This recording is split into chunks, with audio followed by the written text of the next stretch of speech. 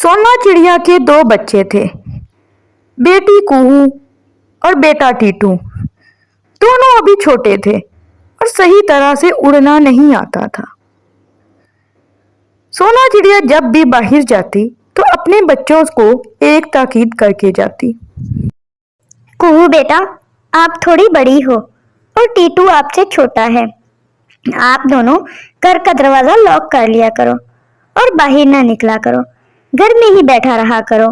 बाहर कोई आकर आपको नुकसान भी पहुंचा दे सकता है। और जब तक मैं ना कहूं कि मैं आ गई हूं, तब तक दरवाजा ना खोला करो मेरे बच्चों। ठीक है मम्मा, हम कभी भी दरवाजा नहीं खोलेंगे। आप परेशान ना हो मम्मा। इसी तरह से सोना चिड़िया हर रोज काम को चली जाती। एक दिन सोना चिड़िया अपने बच्चों को घर में छोड़कर काम के लिए गई। उसके पीछे से एक चील आई। उसने खिड़की से देखा तो उसको अंदर दो चिड़िया के बच्चे नजर आए। उसने बाहर अपने आप से ही बात की, अरे अंदर तो दो चिड़िया के बच्चे हैं, इनको तो खाने में बड़ा ही मजा आएगा। आज तो जी भर के खाऊंगी इन्हें और मिसाले लगा लगा के खाऊंगी, बड़ा ही मजा आएगा। वो दरवाजा खटखटाती है। अंदर से कुहू पूछती है, कौन कौन है बाहर? बेटा मैं हूँ, आपकी मम्मा की सहेली। आपकी मम्मा ने मुझे भेजा है। नहीं आंटी, हम दरवाजा नहीं खोल सकते। हमारी मम्मा ने हमें मना किया है। आप जब तक हमारी मम्मा आ जाए अब तब आना। चील मायूस होकर वहां से चली जाती है और जाकर अपने घोंसले में बैठकर सोचने लगती है, कोई ना कोई नई तरकीब लगानी पड़ेगी। ये तो ऐसे दरवाज़ा नहीं खोलेंगे क्योंकि ये अपनी माँ के सिखाए पढ़ाए हैं।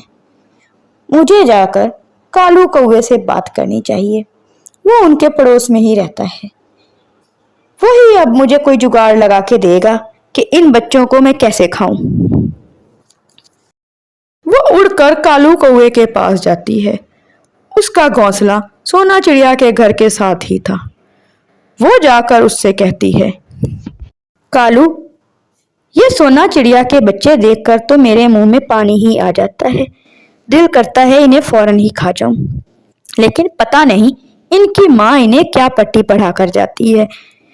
दरवाजा ही नहीं खोलते और कहते हैं जब हमारी माँ आए तब आना। अगर तुम मुझे इनमें से एक भी बच्चा लाकर दे दो तो मैं तुम्हारी सारी जिंदगी एहसानमंद रहूंगी। ठीक है चील, मैं कोशिश करता हूं। कोई एक बच्चा तो मैं तुम्हें लाकर ही दूंगा। अगले दिन जब सोना चिड़िया बाहर दाना लेने चली जाती है, कालू कौवा उसके घर जाता है और दरवाजा खटखटाता है। कुहू अंदर से बोलती है, कौन कौन है बाहर? बेटा मैं हूं, कालू कालू कौवा, आपका पड़ोसी। दरवाजा खोलो बेटा। नहीं कालू अंकल, हमारी मम्मा हमें मना करके गई हैं। वो कह के गई हैं कि दरवाजा मत खोलना। आप जाएं, जब अम्मा आ जाएं तो तब आना। कालू कौवा परेशान होकर अपने घर चला जाता है और अपने घोंसले में बैठकर सोच ही रहा होता है कि ऊपर से उसकी बीवी नाटी और उसका बेटा भी आ जाते हैं। कालू जी, आज तो आप बड़े ही परेशान बैठे हैं। लगता है कोई बहुत ही बड़ी बात हो गई है। हाँ नाटी जी, चील इस सोना चिड़िया के बच्चे को खाना चाहती है, लेकिन ये है कि दरवाजा ही नहीं खोलते। मैं थक गया इनका दरवाजा खटखटा के, लेकिन वो कुहू कहती है कि जब हमारी मम्मा आए तभी आना। कालू जी, आज मैं आपको बताती हूँ कि आपको करना क्या चाहिए। नाटी कवि कालू कौवे को कोई मशवरा देती है और कालू कौवा वो मशवरा सुन के बहुत ही ज्यादा खुश होता है। वो कहता है, हाँ हाँ नाटी जी, ये तो बहुत ही अच्छा आइडिया है। इससे तो वो दरवाजा लाजमी खोलेंगे, फिर देखते हैं क्या होता है। अगले दिन कालू कौआ जाकर दरवाजा खटखटाता है और मामूल के मुताबिक कुहू बाहर आने से इनकार कर देती है और ना ही दरवाजा खोलती है। कालू कौआ कहता है, कुहू बेटा, मैं तो आपको लेने आया हूँ। आपकी मम्मा उड़कर आ रही थी और वो एक दरख्त में लगी हैं। उनके पंख जख्मी हो गए हैं, वो उड़ नहीं सकती। वो आपको बुला रही हैं, हमें वहां जाना होगा। कुहू बहुत ज्यादा परेशान हो जाती है और कालू कौवे के साथ चली जाती है। कालू कौवा उसे चील के पास छोड़ आता है। चील उसे खा जाती है। जब सोना चिड़िया अपने घर वापस आती है तो अपने बेटे को अकेले देखकर बहुत ही ज्यादा परेशान होती है। वो उससे पूछती है, बेटा टीटू, आपकी बहन कहाँ है? वो तो आप ही के साथ थी ना? मम्मा, कालू अंकल आए थे। वो कुहू को अपने साथ ले गए और कह रहे थे कि आपका एक्सीडेंट हुआ है और आपके पंख जख्मी हो गए हैं। आप बुला रही हो कुहू को? नहीं नहीं नहीं बेटा, मैंने उसे नहीं बुलाया। मैं तो आपके सामने बिल्कुल सही सलामत हूँ। कहाँ है कुहू? मैं अभी जाकर कालू से पूछती हूँ। वो कालू कौवे के पास जाती है। जब वो उनके घोंसले के करीब पहुंचती है तो क्या देखती है कि कालू कौवा और नाटी कौवी आपस में बातें कर रहे हैं। कालू कौवा कह रहा था, उस कुहू को, उस चिड़िया की बच्ची को मैं चील के पास छोड़ आया हूं और अब तक तो चील ने उसे खा भी लिया होगा। अब चील खुश होगी हमसे और हमारे लिए कुछ ना कुछ जरूर करेगी। सोना चिड़िया ये सारी बातें सुन लेती है और कालू कौवे के पास आती है और रोने लगती है। जालिम कौवे, मेरी बेटी को उस चील के हाथों दे आए, उस चील के हाथों बेच आए। उस चील ने तो मेरी बच्ची को मार ही दिया होगा। जालिमो, तुमसे अल्लाह पूछेगा, तुम्हारा अंजाम भी अच्छा नहीं होगा। आज तुमने मेरी बेटी के साथ बुरा किया है, कल को हो सकता है तुम्हारे साथ भी बुरा हो। तुम्हारे साथ भी अच्छा नहीं होगा जालिमो। सोना चिड़िया रोकर वहां से चली जाती है। इसी तरीके से कुछ दिन गुजर जाते हैं। चील बहुत ज्यादा भूखी थी और अपने घोंसले में बैठकर सोच रही थी, आज तो बहुत ज्यादा भूख लगी हुई है। कोई नरम नरम गोश्त मिल जाए तो मजा ही आ जाए। जंगल में जाती हूँ, किसी ना किसी परिंदे का बच्चा तो मिल ही जाएगा। वो जंगल में जाकर किसी परिंदे के बच्चे को ढूंढने की कोशिश करती है, लेकिन सभी परिंदे अपने बच्चों के साथ अपने घोंसले में मौजूद थे। लेकिन जब वो कालू कौवे के घोंसले के ऊपर से गुजर रही थी तो देखती है कि कालू कौवे का बेटा अकेला बैठा है। वो उसको उठाती है और अपने साथ ले जाती है और खा जाती है। कालू कौवा और नाटी कौवी जब अपने घोंसले में वापस आते हैं तो अपने बेटे को अपने घोंसले में ना पाकर बहुत ज्यादा दुखी होते हैं और परेशान भी होते हैं। वो दोनों आपस में बात करते हैं। बेटा, मेरा बेटा कहाँ गया? कालू जी, यहीं पर था कुकू, पता नहीं कहाँ चला गया। हाँ नाटी जी, पता नहीं कहाँ गया, मुझे तो खुद समझ नहीं आ रही। नाटी जी, तोते का घोंसला ये साथ ही है, हम चलकर उससे पूछते हैं, उसको जरूर पता होगा कि हमारा बेटा कहाँ है। चलो चलो हम उससे पूछते हैं। वो दोनों तोते के पास जाते हैं। तोता कहता है, मुझे ये तो नहीं पता कि तुम्हारा बेटा कहाँ है, लेकिन थोड़ी देर पहले यहाँ पर एक चील उड़ रही थी। वो हम सब के घोंसलों के ऊपर आई थी, लेकिन हम लोग अपने बच्चों के पास मौजूद थे। फिर वो तुम्हारे घोंसले की तरफ गई थी। हो सकता है वही ले गई हो तुम्हारे बच्चे को। कालू कौवे और नाटी कौवी को उनके किए की सजा मिल गई थी। उन्होंने जो सोना चिड़िया के साथ किया था, अब उनके साथ खुद वही हो गया था। अब उन्हें एहसास हुआ था कि औलाद का दुख क्या होता है, औलाद खोने की तकलीफ क्या होती है। अब वो सोना चिड़िया का दुख समझ सके थे। देखो कालू जी, मुझसे अब इस घर का कोई काम नहीं होता। मैं थक जाती हूँ बहुत ज्यादा। मुझे नहीं पता, मुझे तो कोई काम वाली ला दे। काम वाली? मैं कहाँ से लाके दूं तुमको काम वाली? सारा दिन मैं बाहर काम करता हूँ और घर आकर तुम्हारा भी हाथ बटाता हूँ। अब काम वाली कहाँ से लेकर आऊं मैं तुम्हारे लिए? मुझे नहीं पता, बस मुझे काम वाली चाहिए जो घर का काम करे, वरना मुझसे बुरा कोई नहीं होगा। कालू कौआ और गौरी कौवी इसी तरह से आपस में बैठकर बहस कर रहे थे कि उनके घर पर दस्तक होती है।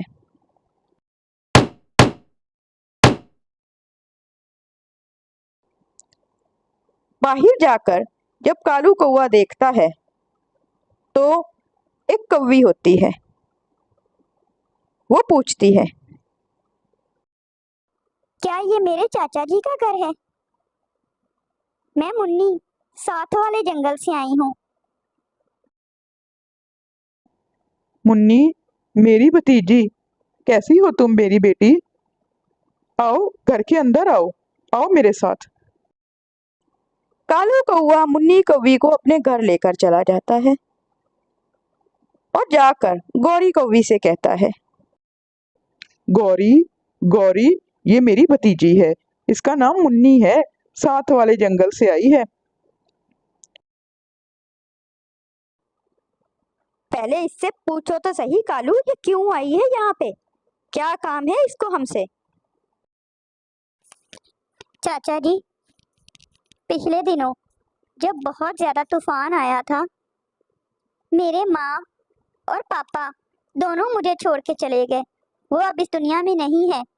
मेरा इस दुनिया में आपके अलावा तो कोई अपना है ही नहीं, इसीलिए मैं आपके पास चली आई। आप मुझे अपने घर में रखेंगे ना? देखो कालू, मैं इसे अपने घर में नहीं रखने वाली। मैं इसे अपने घर में कैसे रख सकती हूँ? गौरी, ये भतीजी है मेरी। मेरी मिन्नत मानो और इसको अपने घर में रख लो।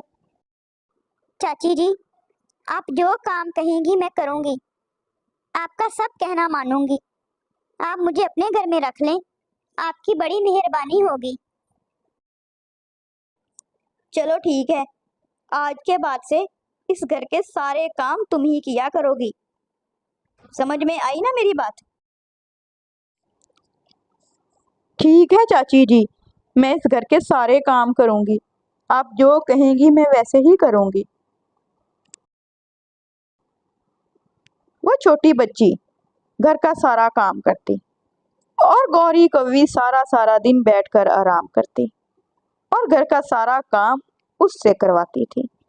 एक दिन जब वो बाहर दाना लेने गई थी, गौरी कौवी ने अपने पति कालू से कहा, कालू जी, हमारे घर का तो इतना काम होता ही नहीं है। वो फौरन ही करके फारिग हो जाती है।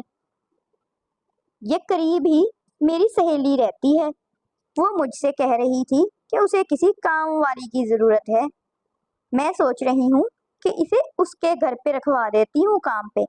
हमारे घर पे चंद पैसे ही आते रहेंगे, खर्चा ही पूरा होता रहेगा हमारा। लेकिन गौरी, वो तो मेरी भतीजी है ना। मैं उसको किसी के घर में काम पर कैसे लगा सकता हूँ?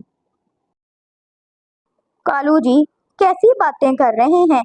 अब तो ये हमारे घर पे ही रहती है, तो हमारी ही जिम्मेदारी हुई ना। उसके घर पे लगा देती हूँ मैं, फिर देखना हमारे घर में पैसों की बरसात होगी। चलो ठीक है, तुम जाकर अपनी सहेली से एक बार बात करके देख लेना। ठीक है कालू जी। गौरी कौवी सीधी चील के घर जाती है और उससे जाकर कहती है, चील दी, आपने मुझसे काम वाली के लिए कहा था ना। कालू जी की भतीजी आई है साथ वाले जंगल से। मैं सोच रही हूँ कि उसको आपके घर काम पर लगा दूं। ठीक है गौरी, भेज दिया करना। लेकिन हाँ चील दी, उसके हाथ में उसकी तनख्वाह मत पकड़ाना, वो मेरे ही हाथ में देना, अभी छोटी है ना, कहीं गुमा ना दे। ठीक है, तुम ही आकर ले जाया करना। गौरी कौवी बेचारी मुन्नी को चील के घर में काम पर लगा देती है।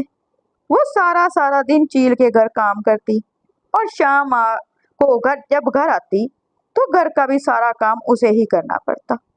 अब तो वो बहुत ज्यादा थक जाया करती थी और जब तनख्वाह लेने की बारी आती तब गौरी कौवी जाकर चील से तनख्वाह ले लेती थी। एक दिन गौरी कौवी चील से बात कर रही थी। चील दी, मैं तो सोच रही हूँ कि इसको बेच ही दूं, इसकी शादी करवा दूं कहीं ना कहीं।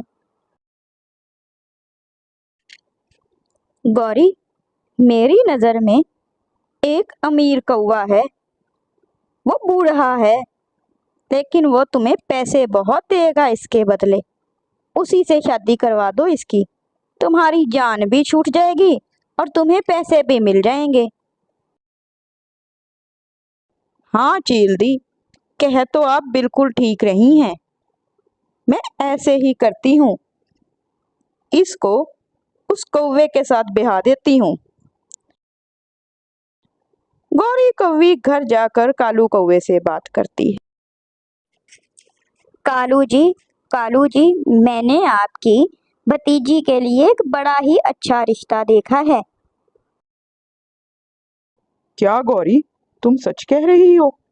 तुम मुन्नी के बारे में इतना सोच रही हो? हाँ कालू जी, आखिर आपकी भतीजी मेरी भी तो कुछ लगती है ना, हम इसकी शादी करते हैं। ठीक है गौरी, उनको बुला लो। बुलाने की क्या जरूरत है कालू जी, मैंने देखा है रिश्ता, बड़ा ही अच्छा रिश्ता है।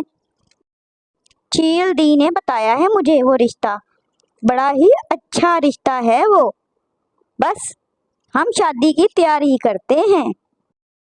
चलो गौरी, अगर तुम्हें वो रिश्ता पसंद है तो हाँ कर दो, मुझे भी कोई एतराज नहीं है।